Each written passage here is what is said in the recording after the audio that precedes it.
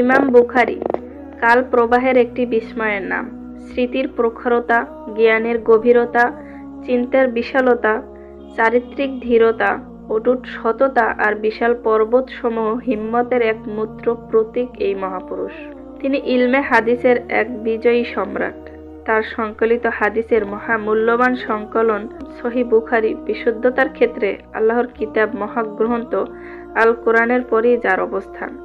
কিয়ামত পর্যন্ত সমগ্র মুসলিম উম্মাহ তার সাধনার কাছে ঋণী।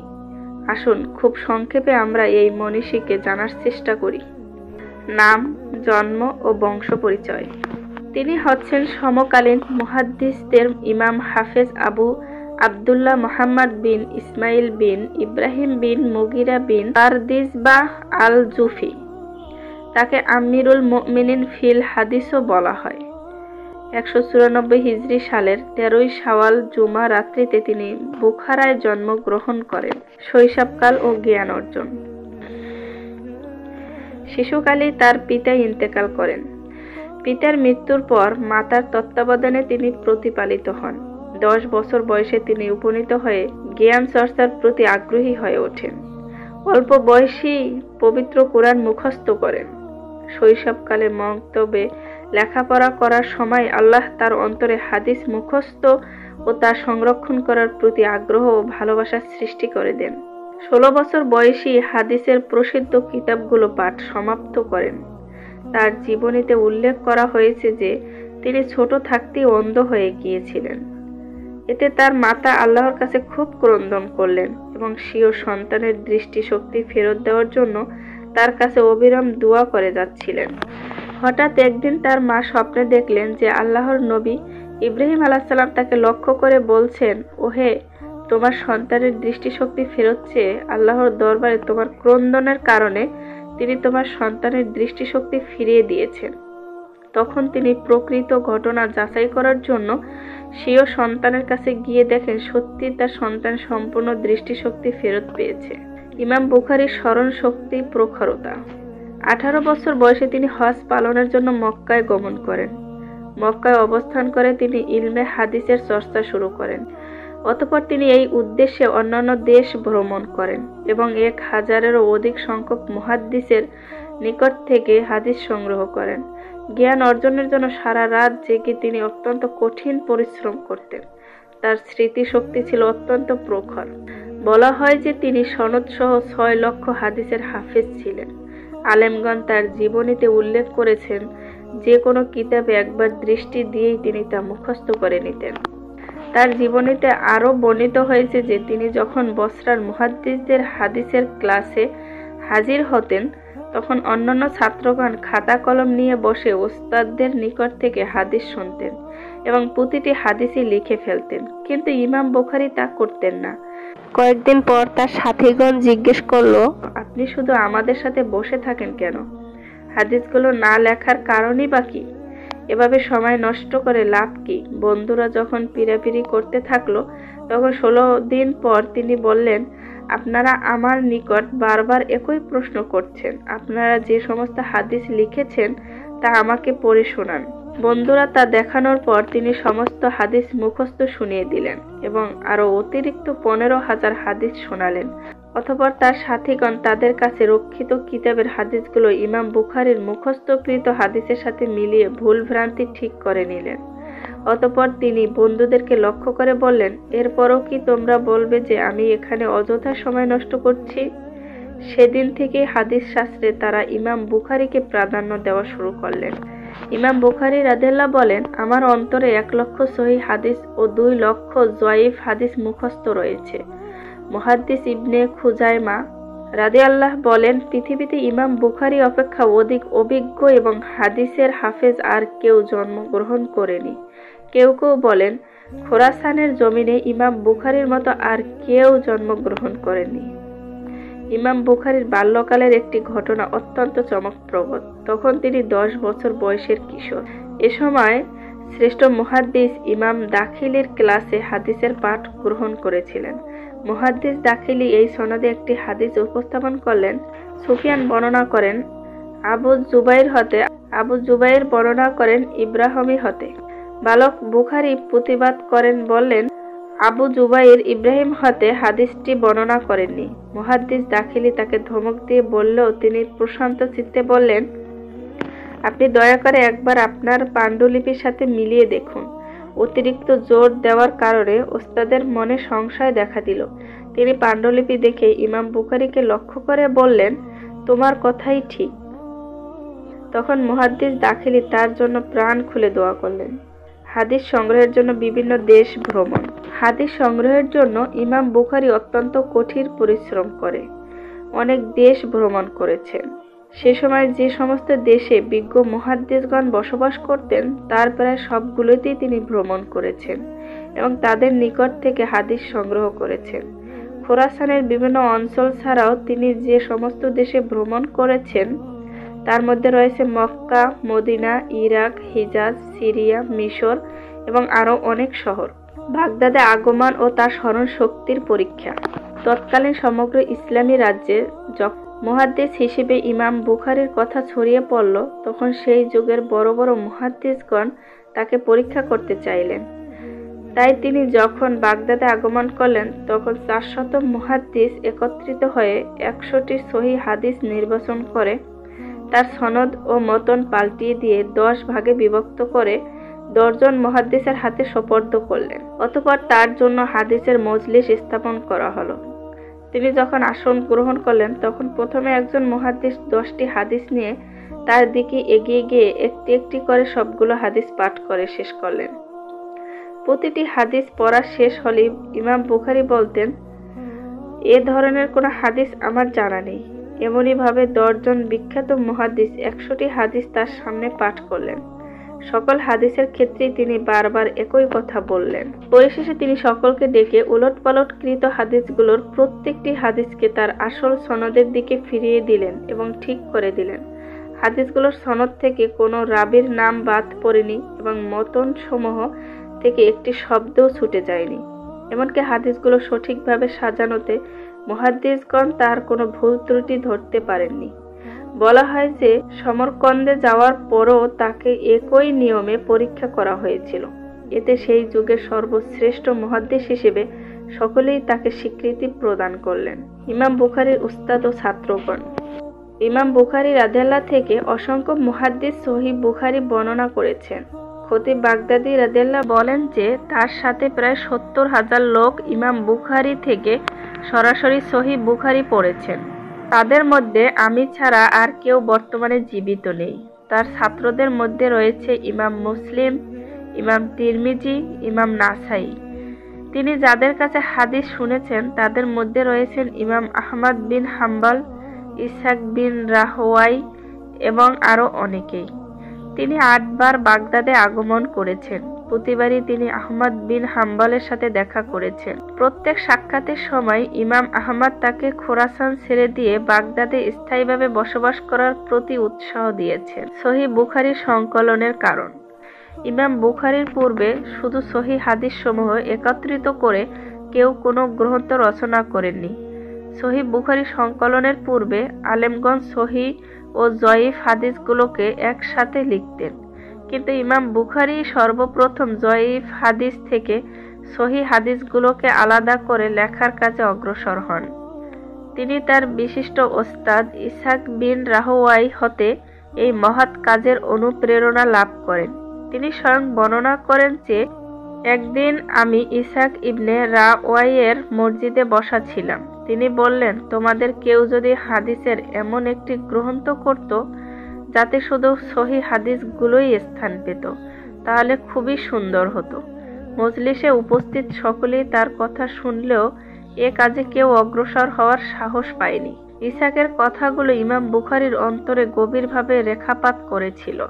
তিনি সেই দিন হতে এই মহান দায়িত্ব পালন করবেন বলে মনে মনে স্থির করলেন। তার জীবনীতে আরও উল্লেখ করা হয় যে তিনি একবার স্বপ্নে দেখলেন যে রাসূল সাল্লাল্লাহু আলাইহি ওয়াসাল্লামের পবিত্র শরীরে মাছি বসছে। তিনি এতে কষ্ট পাচ্ছেন, আর ইমাম বুখারী হাতে পাখা নিয়ে তার পবিত্র শরীর থেকে মাছিগুলো তাড়িয়ে দিচ্ছেন। তিনি এই স্বপ্নের কথা সেই যুগের একাধিক আলেমের কাছে প্রকাশ করলে সকলেই বললেন যে, তুমি রাসূল সাল্লাল্লাহু আলাইহি ওয়াসাল্লামের হাদিসের সাথে যে সমস্ত জাল ও বানোয়াট হাদিস ঢুকিয়ে দেওয়া হয়েছে তা থেকে সহিহ হাদিসগুলো আলাদা করবে। আলেমদের ব্যাখ্যা শুনে সহিহ হাদিস সম্বলিত একটি কিতাব রচনার প্রতি তার আগ্রহ আরো বৃদ্ধি পায়। সহিহ বুখারী রচনায় ইমাম বুখারীর শর্ত ও সতর্কতা। ইমাম বুখারী তার কিতাবে কেবল রাসূল সাল্লাল্লাহু আলাইহি ওয়াসাল্লাম থেকে বর্ণিত সহিহ হাদিসগুলোই বর্ণনা করেছেন। কোন হাদিসকে সহিহ হিসেবে সাব্যস্ত করার জন্য এবং তা সহিহ বুখারীতে লিপিবদ্ধ করার জন্য যদিও তিনি সুস্পষ্ট করে কোনো শর্তের কথা উল্লেখ না করলেও আলেমগণ তার কাজের উপর ভিত্তি করে নিম্নলিখিত শর্তগুলো বের করেছেন। হাদিসের রাবী তার উপরের রাবীর সমসাময়িক হতে হবে এবং উভয়ের মাঝে সাক্ষাৎ হওয়া প্রমাণিত হতে হবে, অর্থাৎ সাক্ষাৎ করা এবং হাদিস শোনা প্রমাণিত হওয়া জরুরি। এই শর্তে তিনি অন্যান্য মুহাদ্দিসদের খেলাফ করেছেন। এই ক্ষেত্রে ইমাম মুসলিমের মত হচ্ছে উভয়ের মাঝে সাক্ষাৎ সম্ভব হলেই চলবে। জীবনে কমপক্ষে একবার সাক্ষাৎ হয়েছে বলে প্রমাণিত হওয়া এবং নির্দিষ্ট কোনো হাদিস শোনা জরুরি নয়। রাবী সিকাহ তথ্য নির্ভরযোগ্য হতে হবে। ন্যায়পরায়ণ তথা মানুষের সাথে কথাবার্তা ও লেনদেনে সত্যবাদী হতে হবে। রাবী পূর্ণ স্মরণশক্তি সম্পন্ন হওয়া। হাদিসের সনদ মুত্তাসিল হওয়া, অর্থাৎ মাঝখান থেকে কোনো রাবী বাদ না পড়া। কোনো হাদিসে উপরোক্ত শর্তগুলো পাওয়া গেলেই ইমাম বুখারী স্বীয় কিতাবে তা লিখে ফেলেননি, বরং প্রতিটি হাদিস লেখার আগে তিনি গোসল করে 2 রাকাত নামাজ পড়েছেন এবং ইস্তেখারা করেছেন। তার অন্তরে যদি হাদিসটি সম্পর্কে কোনো প্রকার সন্দেহ জাগত, তাহলে সে হাদিসটি শর্ত মোতাবেক সহিহ হওয়া সত্ত্বেও তিনি সহিহ বুখারীতে লিখতেন না। এইভাবে মসজিদে নববীতে বসে তিনি তা লেখা শুরু করেন এবং একটানা 16 বছর এই কাজে দিন-রাত পরিশ্রম করেন। লেখা শেষ করে তাড়াহুড়ো করে তা মানুষের জন্য প্রকাশ করেননি, বরং কয়েকবার তিনি তাতে পুনর্দৃষ্টি প্রদান করেছেন, ভুল ত্রুটি সংশোধন করেছেন এবং পরিমার্জিত করেছেন। 3 বার তিনি তা লিপিবদ্ধ করেন।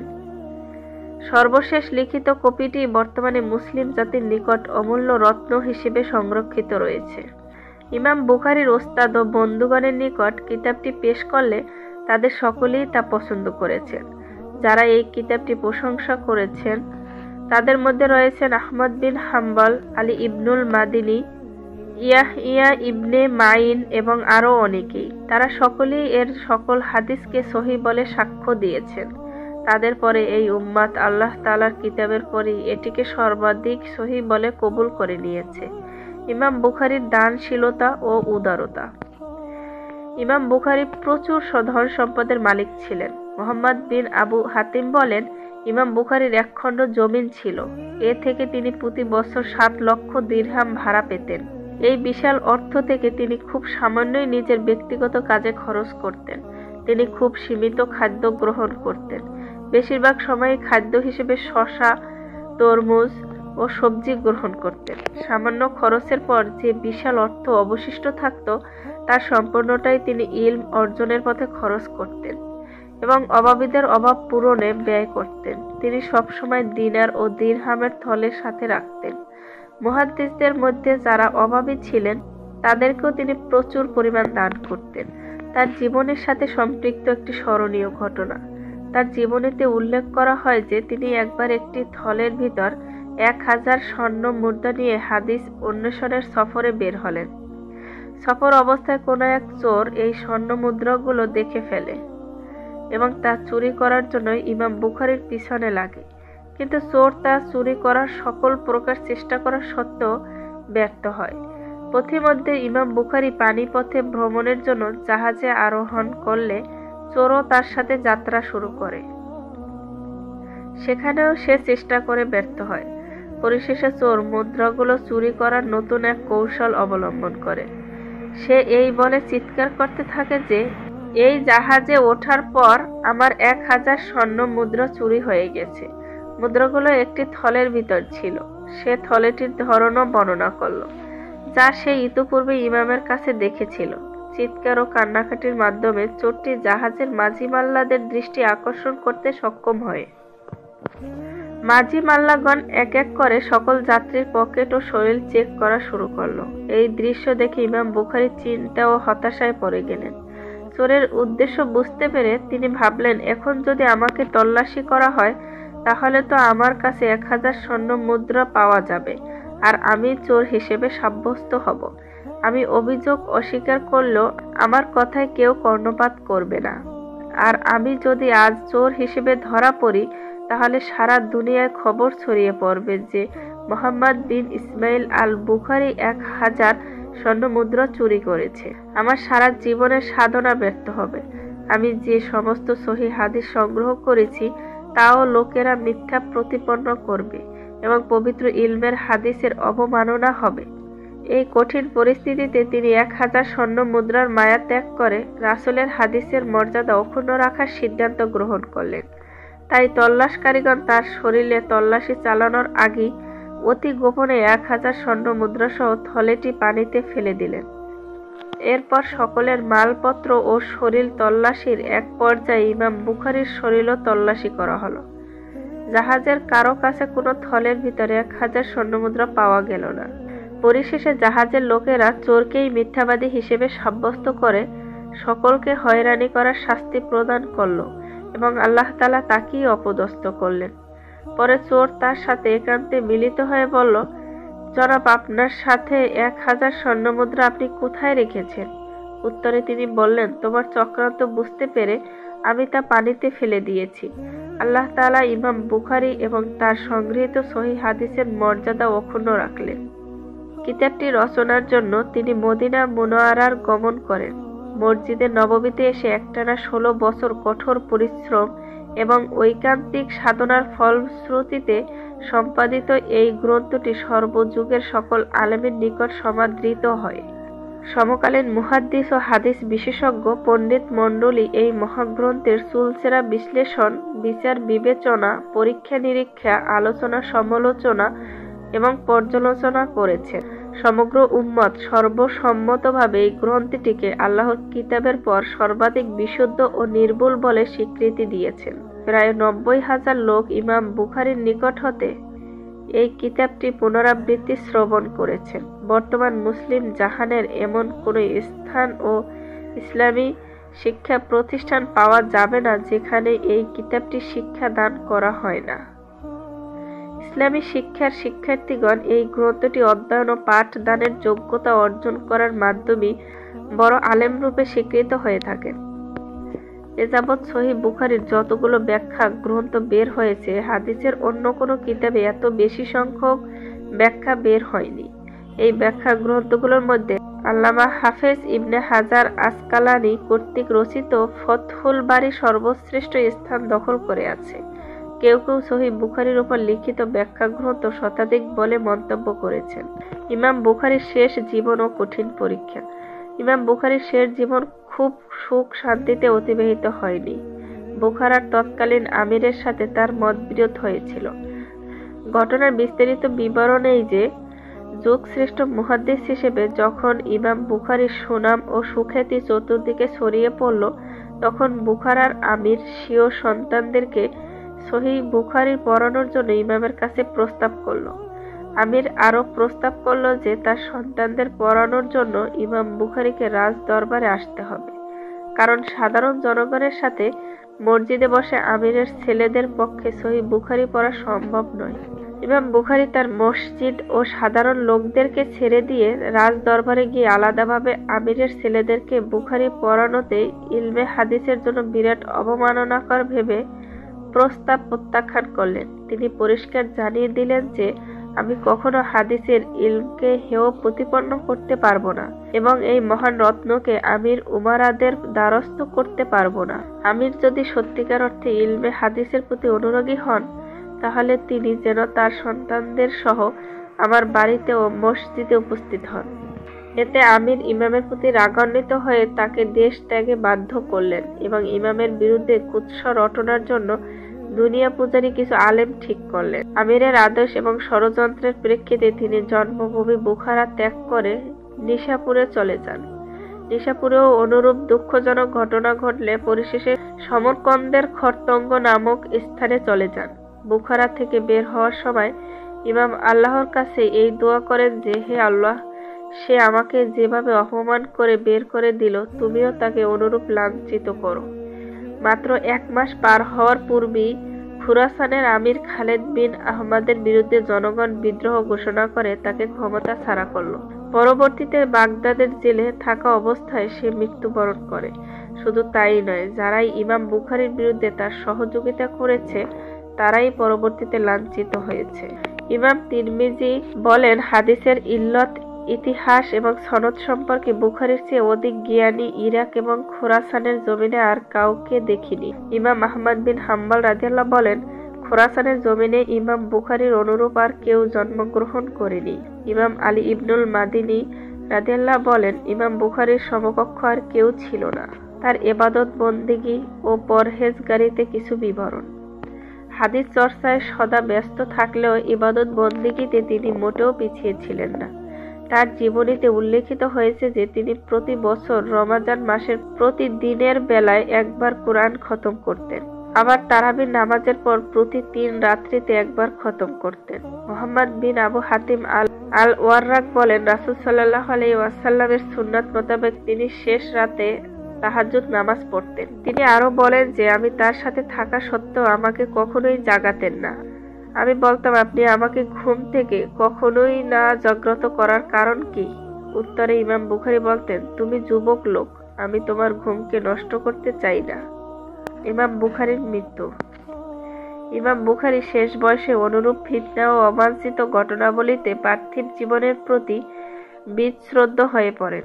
একদিন তিনি তাহাজ্জুদের নামাজে আল্লাহর নিকটে বলে আবেদন জানান যে, হে আল্লাহ, এ সুবিশাল পৃথিবী আমার জন্য একান্তই সংকীর্ণ হয়ে পড়েছে, অতএব আপনি আমাকে আপনার নিকট তুলে নিন। মহান আল্লাহ তার প্রিয় বান্দা ইমাম বুখারীর ব্যথা ভরাক্রান্ত হৃদয়ের সবিনয় নিবেদন কবুল করলেন। অল্প কিছুদিনের মধ্যেই ইলমের হাদিসের এই খাদেম দুনিয়া থেকে চির বিদায় গ্রহণ করলেন। সমরকন্দের খরতঙ্গ জনপদে 62 বছর বয়সে হিজরি 256 সালের ঈদুল ফিতরের রাত্রিতে তিনি ইন্তেকাল করেন। ঈদের দিন জোহরের নামাজের পর তার জানাজার নামাজ অনুষ্ঠিত হয়। তার ওসিয়ত মোতাবেক 3টি সাদা কাপড় দিয়ে তাকে কাফনে জড়ানো হয়। এতে কুর্তা ও পাগড়ি ছিল না। তার জীবনীতে উল্লেখ করা হয়েছে যে, দাফন করার পর তার কবর থেকে মিশকের সুগন্ধের চেয়েও অধিক সুঘ্রাণ বের হতে থাকে। বেশ কিছুদিন এই অবস্থা বিরাজ করতে থাকে। লোকেরা তার কবর থেকে মাটি নেওয়া শুরু করে দেয়।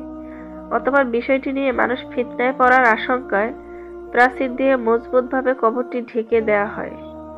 আল্লাহর কাছে দোয়া করি, তিনি যেন এই মহান ব্যক্তিকে জান্নাতের সুশীতল ছায়ায় আশ্রয় দান করেন। আমিন।